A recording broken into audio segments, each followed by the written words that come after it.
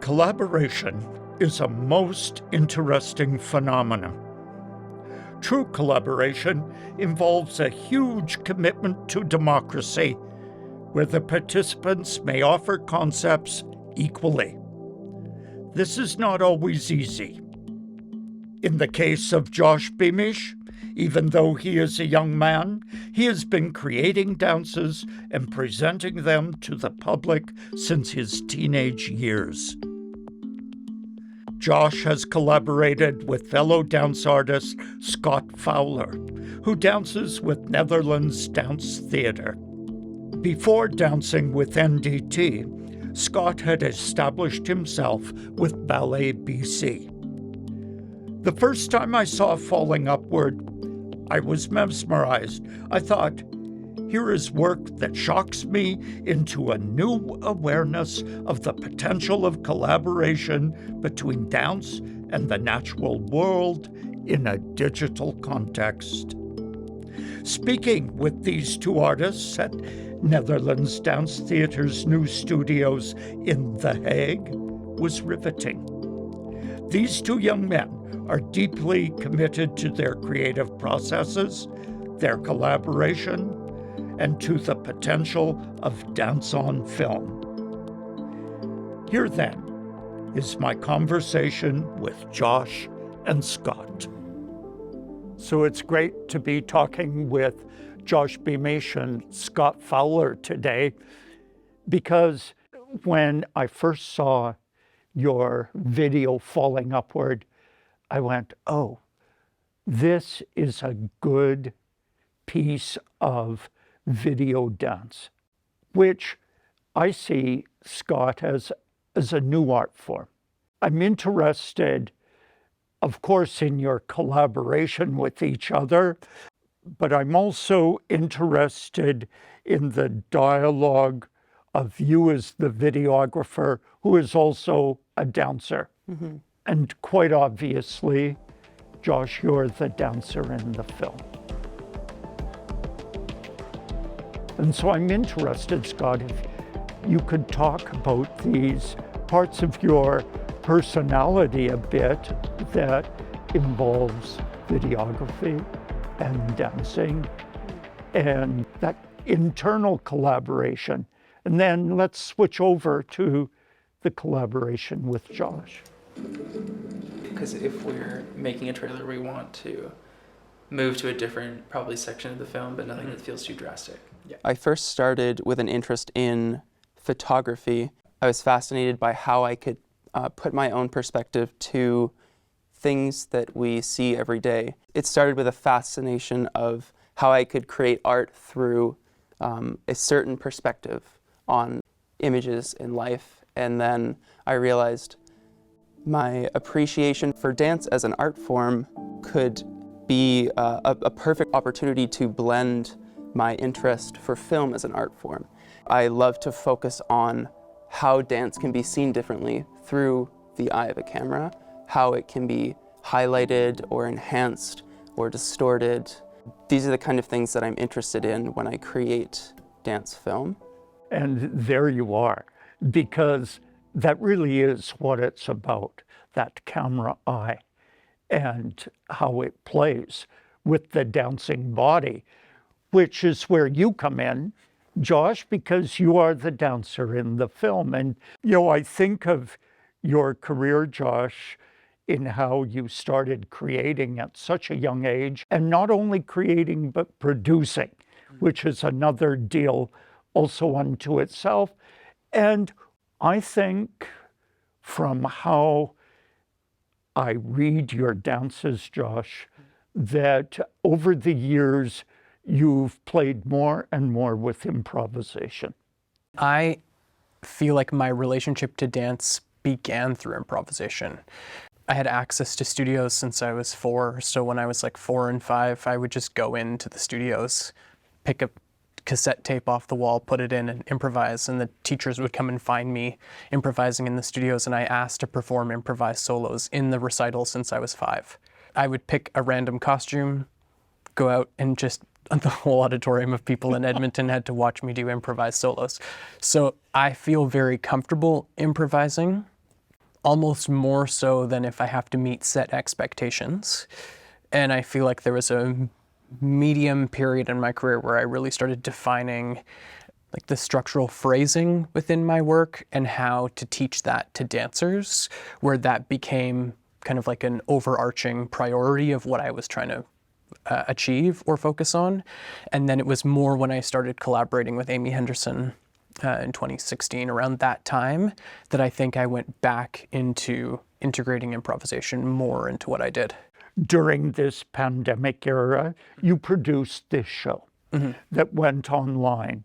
And there was this video called Falling Upward, which I have to tell you both caught my eye immediately.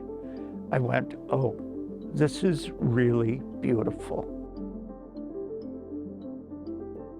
Can you maybe just talk a bit thematically about the power of nature in the film and the power of dancing and the power of the railroad tracks? Scott found all of the locations. And what was interesting is that the tracks were disintegrating in one location, another one they were literally disappearing into the forest. Like the track was like this wide. There were a number of different styles of track that we encountered, and that was really intriguing for me from an improvisational standpoint, was what is new about how I feel when the road doesn't continue and when it's like nature has regrown over top of this track and this is the only piece left. I just really tried to be fully present in every element of what I was experiencing along the way and to allow all of the movement to develop out of my environment. I wanted to really be present with the drive that I felt physically when I was on that track versus a calmer space, or versus a track that a train had just been on changed how I danced on it. And I was just trying to be really honest with that. But on top of that, which maybe Scott can speak to a little bit more, is you're seeing me, but everything I'm doing, Scott's doing kind of like a version of that to capture me. So he was like running backwards on some of these very treacherous terrains and tracks. So I'm navigating that with movement, but I can go forward and see it, and he's just trying to stay with me. So there were a lot of moments where I feel like he could have been injured quite easily, but he can probably talk about how he dealt with that. There was definitely an element of excitement when actually the stakes felt higher. I felt that Josh was willing to go to this place that was pushing past the boundaries that I thought he maybe would set for himself. And I basically just kept telling him, like, just be careful, like, just be aware of what you're doing as much as you can, and we're just gonna go for this. And there were shots where there was difficulty and danger, and I think that it was a really crucial element to the film, and the concepts that we were trying to touch upon, which was the drive of daily life, the structures that we live in. In a sense, we create a container for ourselves, an identity for ourselves to exist within the structures of society. And we strive for success in a career, in getting a partner, in getting friends, and all of these things. And that comes with a challenge and a difficulty, and you have to risk, and you have to push beyond comfortable boundaries. And I think in that way, physically and spatially, we could create different kinds of metaphors. Early on in the process, we were talking about man-made objects that were infused into nature. And so, of course, railroad tracks naturally came up. And we were finding spots that had a certain kind of structure, but within the structure there was a nature surrounding them or almost corroding them. And I think these locations lent themselves really beautifully to the themes because of, I guess, the impermanence of the man-made structures, the things that we obtain, the successes that we experience. It's like those are things that can be lost. those are not necessarily permanent things, but something that will always be there, I think, is underneath all of that is a sense of self. And I think that is where nature comes in, is like it, over time, it will always conquer. It will always like somehow overcome the man-made structure. I was really touched, like to tears, when you lied down on the tracks. I went, oh, now we're going to a place I'm not sure I'm totally comfortable with. And that, of course, is death. Without being morbid, we also know that railroad tracks over a huge period of time have been places where people have gone to commit suicide. Mm-hmm. And this is where I thought I personally, as a viewer, really got into the theme going on here of the passage of time. Laying on the tracks, it just felt like something I had to do. I remember that part in the day, I just said to him, like, I feel like I should be laying on the tracks. And we didn't know what it would be for. We didn't know how we would cut it in, where it would be in the film, if we'd use it. Where I'm lying is also a crossroads of two train lines overlapping. And I just felt like the potency of that image was going to be vital. At some point in time, we were going to figure it out later. And the plant, we had just been filming me running. We were trying to just get movement through the frame. And so we saw it and I ran, and it kind of flickered around a little bit from the velocity of my run. And we filmed that a couple times because we were very interested in the movement in the frame outside of my dance choreography. It's like how I was moving the space, or what kept moving as a result of me. I was responding to the space, but how was I also changing it, or the environment? And so then I think I said to you, I feel like I need to step on it. Yeah, and it was at some point it was clear to both of us that that would be a powerful image to have in the film. And it was like a hard thing to do. Yeah. It was a hard moment because I was like, I don't really want to destroy this plant because it's so beautiful that it's grown out of this track. But it also felt like me running by it and not noticing the impact I had on it, and then me running and actively destroying it without seemingly noticing that I was. Maybe in the film you might not notice that my figure is actively destroying it, but I knew I was doing it as it was happening. So there's also an interesting dialogue in that, is destruction of man in nature. Obviously, we can get into that, but it was much more about small deaths. Yes.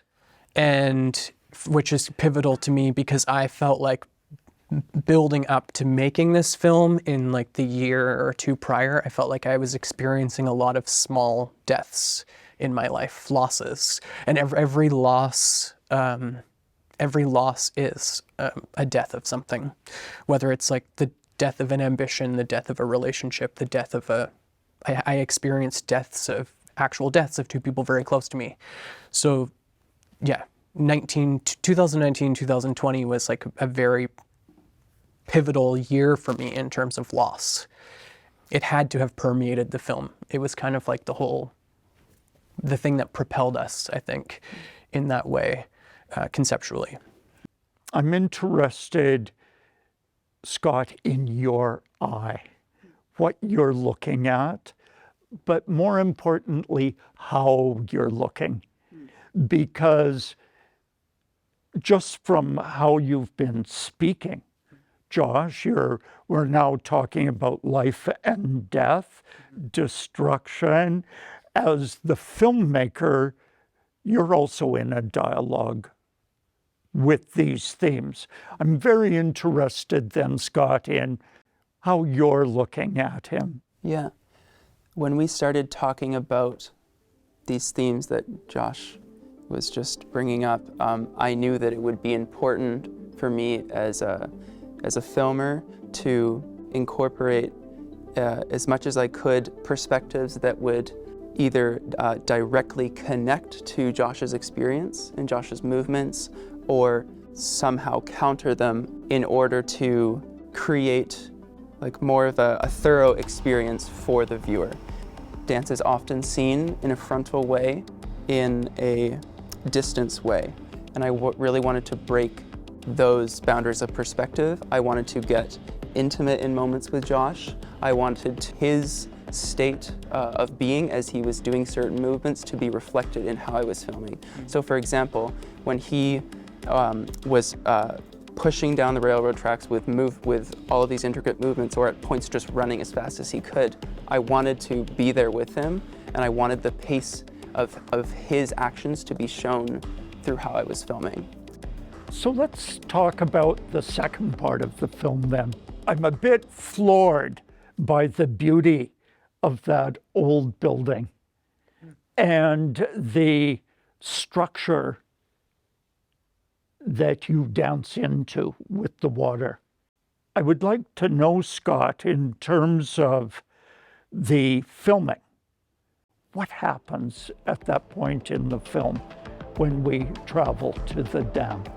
Well, there are a few different stages, I think, of the second half of the film, what we're calling the second half, which starts with a sudden halt.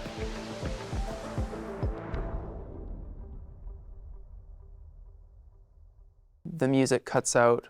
Josh is running, and he gets blocked by the dam and immediately comes to a halt. And then from there, there's a slower paced restart, and it begins with a true sense of disorientation, I think, a bit of shock. And at that point in the film, I really wanted to convey a world being flipped upside down or completely distorted in a very overwhelming way.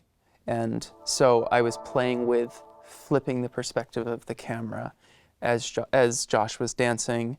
And then later, as the music kind of starts to pick up in its cadence, it's slower than the beginning, but a pace is set again. That's where in the film the moments of water come back in. And I think filming Josh in the water, I realize now that most of the shots are quite still in terms of the camera perspective. And I think that was really important to show in order to really highlight the movement of the water in relation to Josh, and whether Josh was experiencing stillness in the water or walking against the water.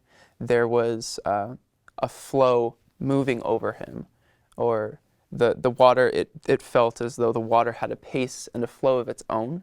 So I felt it important to have very still images where there were reference points in the frame that were just like the dam structure, very still, very fixed, and then the flow of water that was continuous and had its own sense of beauty in the way that it would just naturally, its natural sense of movement. I saw the second half of the film as quite spiritual. And so I was interested then, Josh, when I read your proposal for the film, and you were quoting Richard Rohr, who's certainly respected on his points of view regarding personal spirituality. Where were you as the dancing body in all of this? Well, for me, water throughout my whole life has always represented a vast multitude of like feelings and experiences. Like, I'm afraid of deep water. So I had like a traumatic incident with swimming lessons as a kid. So I can't properly swim, but I love being in harbor cities. It's hard for me to think of living somewhere that isn't on water. So I have a complicated relationship to water. Water is everywhere in the film. Even when we're in train tracks where you're not seeing water, those train tracks were right along the ocean. So it was permeating the frame or just outside the frame in every moment of our creative process. And so for me, it was about responding to how each individual experience I was having with water was affecting me. So even when I get to the wall and I can't travel, we're in the forest and there's this big cement wall, I put my hand on it, and foregrounded in the frame, there's one little tube coming out of the wall with a little bit of water. So it's like, even at the moment where I can't physically go beyond that wall, water is passing through from somewhere else. The tracks represented opportunity in terms of ambition. Water felt like in that moment, it represented reflection. Like even if I can't go this way anymore, something else is still coming through. And then when we're in the tunnel, it was actually quite scary because the water is rushing very, very fast and it's dark and I can't see how deep it is. I don't know what's in it. I don't know if there's like rats in there or what is in there. So then I remember dancing into the tunnel, feeling my feet getting wet and feeling fear from the noise, from the darkness, from the rush of water in darkness, the depth, the like increasing depth of water. And then I remember trekking up that tunnel, slipping on the little bits of water on the moss, and then arriving at this oasis. The dam felt like an oasis that I couldn't get to. So from where I was, the water only felt calming. It was like calming and where I wanted to be and beautiful, and I couldn't be there. And when I get onto the other side of the dam in the film, the water was running very softly, so it was very calming, but it was very cold. So laying in the water, being submerged in the water, there was this resignation that I was shivering, and I was feeling like deeply uncomfortable in one channel of my being, and then also an incredible depth of surrender. I found it really peaceful on the one hand, and on the other hand, I went, oh, this is the end. Is this death?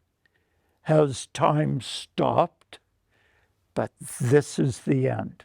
I really would like you guys to talk a bit about that. I know I haven't asked you anything, but at the same time, to me, it's a majorly important part of the film. That moment is an acceptance of loss, an acceptance that I am in that state, in that place, and the experience is multifaceted. And it's exactly your description of how you felt watching it is exactly what was going on with me laying there. So knowing that it was both terrifying and uncomfortable and cold and yet serene, and you only have yourself in that moment. It feels like you're really with yourself, but you're surrendering to the element and its impact on your being and your body, and how putting your body into that state also changes the state of your mind. It's like I get onto the other side of the dam, and it feels to me, watching the film, like the whole film I'm trying to get to the thing that was on the other side of the dam, or something like it. And then I get to that point, and there's still a structure. Like after all that, it's still not meant for me. And so then being on the other side of it almost feels like fantasy. Anything that happens on the other side of it, it's almost not real. It's almost like even if I got to the other side of it, I'm still going to be, I'm not getting all the way up to the other side of the dam. I'm not getting to the desired place. I'm still walking, and there's still a wall of water. I'm interested, Scott, in how you physicalized through the camera what Josh is talking about. I feel that is primarily to do with how it was filmed, but then I think in the editing process, we found out very early on that it was crucial that both of us were there in order to find a cohesive decision about how we wanted to place each of the sequences we had. I remember in the editing process, Josh explaining the reasons why he felt this should go here, and then right after we should see this. And then I go out of frame, like Right there. with my hand. Just chronologically and storyline-wise, it made sense for him, and then I would also have input in what I felt image-wise represented the idea of fantasy. And I think in the editing process there are a few subtle moments where I believe that fantasy is represented. There's a subtle moment in the beginning where Josh is standing on the other side of the dam in one spot and then suddenly shifts closer, which I think it already sets up that location as a state of fantasy. And then just going back to how collaborative the editing process was, Josh had a very clear idea of which movements he wanted in the film, and we've discussed that it was all improv, but yet I felt that his role as a choreographer really came out strongly in the editing process. So do you feel then the editing was the choreography? I think in a sense, yes. Yeah. It's like There it is. structuring a piece. Yeah. You decide what goes where and how.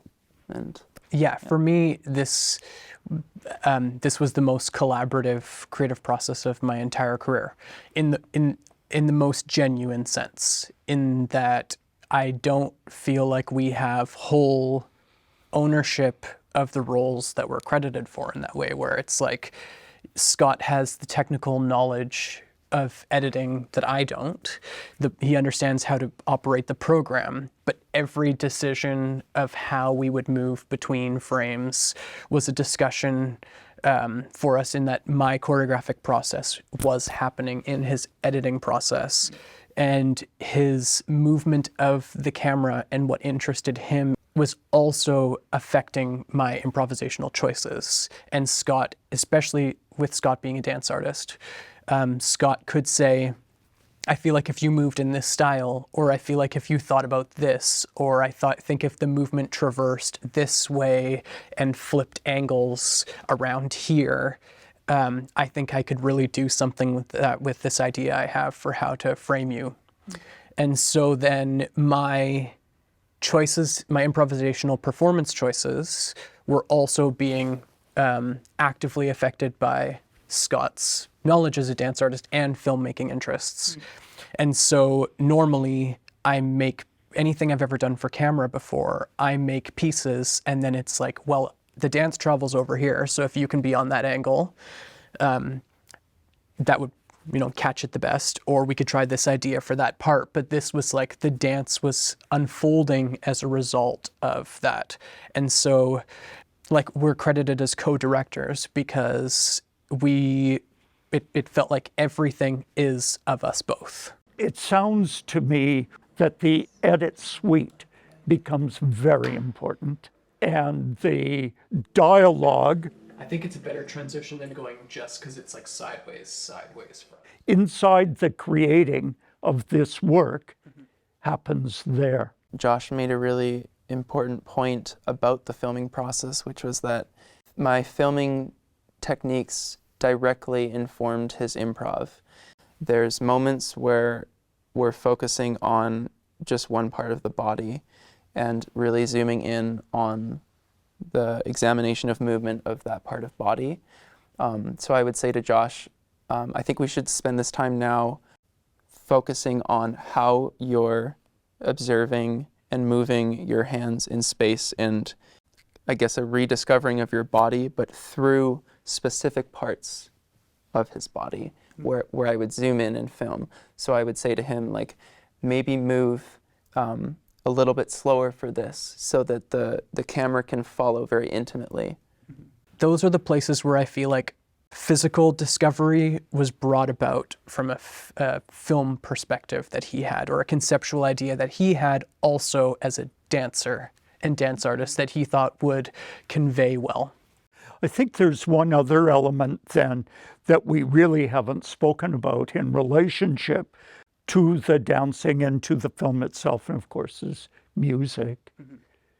How did that choice come about? So the film has an original composition, which I have almost never worked with original music for my pieces. It's really terrifying for me, which is shows how hard it can be for me to be collaborative in that way, which is, I think, something that was so beautiful about this experience, was I had to be collaborative on every front.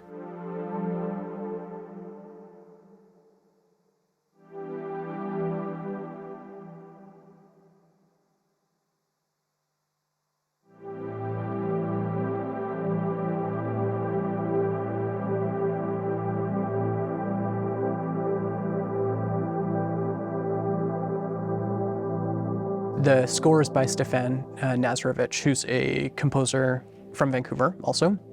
And I'd seen work of his for another emerging choreographer in Vancouver in a warehouse, and I loved his music. And so we got a BC Arts Council grant to commission him for the score. And interestingly, Stefan gave us the music in reverse. So backwards. So the music for the white space, the calmer, more open music was how it started, and it built up to the rhythmic section. And so then we proposed to him reversing it. And we had already started filming before we got any music, but then the first draft had some of the rhythmic music when I'm down the train tracks. So there are a few frames, and there were a couple days where I'm actually dancing to the music on site. Like Scott brought speakers, but other times I'm dancing to like hip hop music and all sorts of other stuff, or silence. Yeah, or the roar of the dam. Yeah. So loud, it was really loud. It was really loud, yeah. And I think we went through 8 or 9 drafts, and yeah, and we would just be sitting there listening through it, making notes, this needs to move, this needs to tighten, sending that to Stefan. He would do something.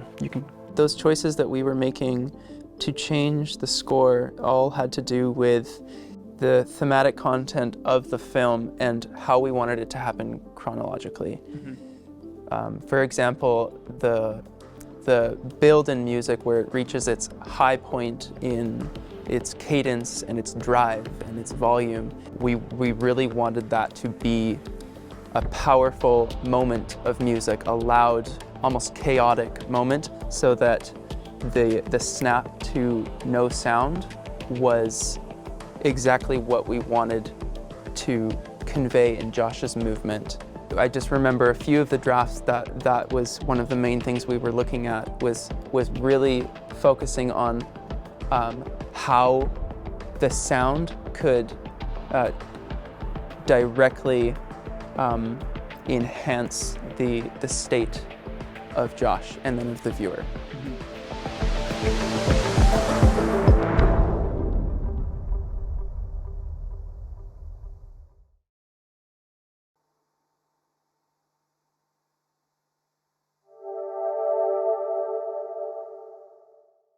And what you're really saying is don't discount any element. No.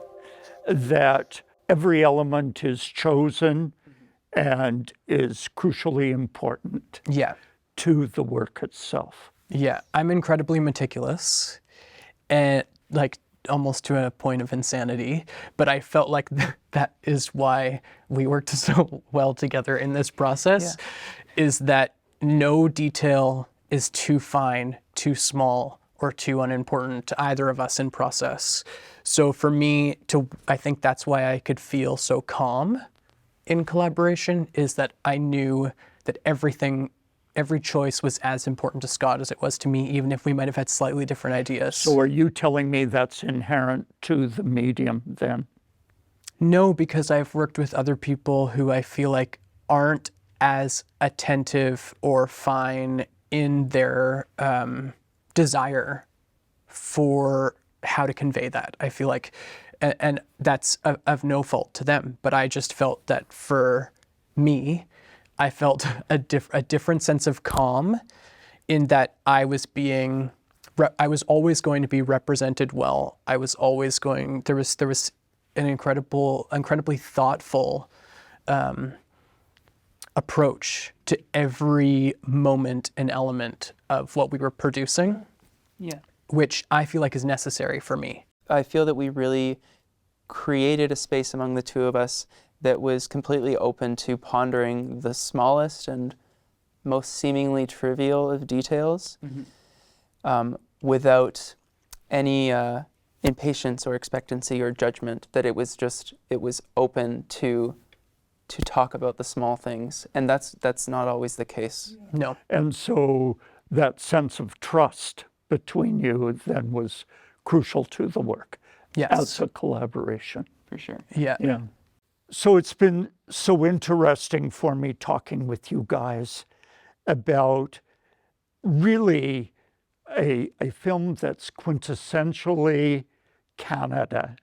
It's quintessentially West Coast Canada. The closeness of the tracks to the mountain, the forest, the plant that may grow out of the tree. And I'm thinking about, here we are today talking about this film, but we're in The Hague, in the Netherlands, and we're in this beautiful dance studio of Netherlands Dance Theatre. We have that amazing cathedral behind us. And I go, what could have been more different? You know, our current experience. You're now a dancer here at Netherlands Dance Theatre, Scott, and Josh, you've just finished a European tour of a very fine work of your own. And this film is like an artifact. I mean, it's there. Its existence will keep going now. Dancing, for me, is so much connected to the present, the exact present. And obviously, that is the life that both of you have. It's a dancing life. Any thoughts on this as we're kind of coming to a close here about dancing, about this other medium? Well, it's interesting that you say dancing, so much of it for you is about the present, because every single shot of me dancing in that film is of a time when I was fully and wholly present in my experience. The dance, maybe the most present I've been in my own work, because everything that I was doing was coming out directly out of the environment. There was not a single preconceived movement, proposition before arriving in any location. So even if we had an idea like here, try to do this little sequence of something that we would kind of invent on the fly, all of that was directly as a result of this, what we happened upon. It's interesting to have it now exist as a time capsule of a time when my dancing was wholly present. So versus, I think, other performances that are archives of, I guess, a performance that is present, but the movement was pre-created in another space, transferred to that stage. That the idea that touring live performance sometimes can actually be like less present for me than how I feel watching myself in this film. I'm interested then, Scott. I mean, you're having quite an intense experience these days, I think, as a dancer, as a dancing person. Where are you with the camera today? The dance film as a medium is something that I remain interested in, and I'm wanting to continue to commit to it. At the moment, like you said, I'm heavily involved in just dancing and really focusing on dance. And later in the year, I have a couple of projects lined up that involve film, and now that I'm more landed in the Netherlands and I feel it's more of a home, I can start to reopen that avenue again. I do really agree with you when you say that dance film is it's an art medium on its own, and I really feel that it is separate from live theater, live performance. You can take a dancer to any location and you can create a perspective of their state of being how you wish to. It's not limited to a more traditional sense of viewing dance. What's so beautiful about dance is that when you're viewing it, it's so purely present because the moment is fleeting. But in this new medium we're discussing, the dance film, of which we are seeing and experiencing the dancing through a very particular eye. We're being very directed, and it's different than the document of a performance. Absolutely. It is the performance. Well, I want to really thank both of you. I'm excited then to see what will be the next project, the next film. Will you guys collaborate again? I always feel that in collaboration, the 10th collaboration is very different from the first collaboration. And that interaction, that knitting together of ideas, when a collaboration is working, I think just gets richer and richer. So I want to wish you both well in this adventure. I think the work you created, Falling Upward, is simply beautiful. It really touched me. And I'm so excited that this audience watching our interview is going to experience the film. Thanks very much. Thank you. Thank you.